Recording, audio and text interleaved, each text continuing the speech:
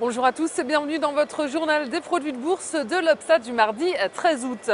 Peu d'actualité sur les marchés en cette semaine du 15 août. Paris est au point mort. Le CAC 40 débute la semaine sur sa journée la plus creuse de l'année. Il termine en repli de 0,12% à 4071 points. Et on voit que le volume de transactions est particulièrement bas, un peu plus d'1 milliard d'euros. La bourse de Paris marque une pause après un nouveau sommet atteint vendredi dernier. Et puis en absence d'indicateurs majeurs, les investisseurs sont allés chercher l'actualité au Japon. Le Japon qui publie un chiffre décevant puisque la croissance du pays a ralenti au deuxième trimestre et il faudra attendre mercredi pour avoir un peu plus d'indicateurs à se mettre sous la dent avec les chiffres de la croissance en zone euro.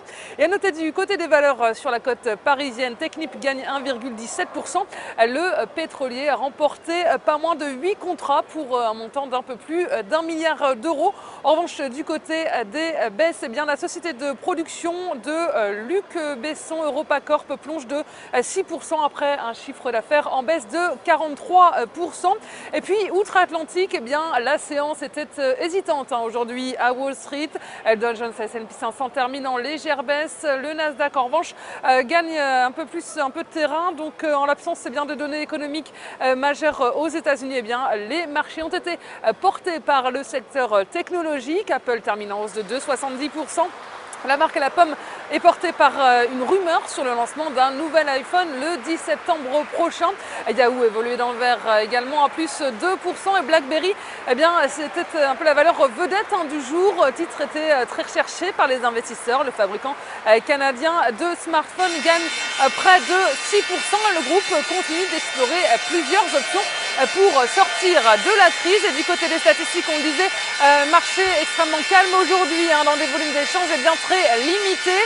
Les investisseurs se sont tournés également vers le Japon qui, on le disait, a signé une croissance inférieure aux attentes. Et puis, les marchés restent prudents. La perspective d'un ralentissement des mesures de soutien de la Fed au mois de septembre continue de peser sur les investisseurs qui vont guetter le discours de deux membres de la Réserve fédérale américaine cette semaine. Et puis, la valeur du jour aujourd'hui, c'est le pétrolier Total. Graphiquement, le titre s'est affranchi d'une oblique baissière en place depuis la mi-septembre 2012. Il reste inscrit au-dessus de sa moyenne mobile à 20 jours, positivement orientée. Et le RSI se situe au-dessus de sa ligne de signal sans être en territoire de surachat. Et son orientation milite pour la mise en place d'une nouvelle phase de hausse avec les plus hauts de 2012 à 42 € comme première cible. Et le dépassement de ce niveau amènera le titre sur les 43 € et seule une clôture en dessous de 39,46 € invalidera ce scénario haussier. Et puis la stratégie qui vous est proposée pour jouer cette valeur, c'est l'achat du Warrant Call Total à 4522 T d'Unicredit au prix d'exercice de 40 € et d'échéance au 6 décembre 2013. Voilà, c'est tout pour aujourd'hui. Passez une très bonne journée et à demain.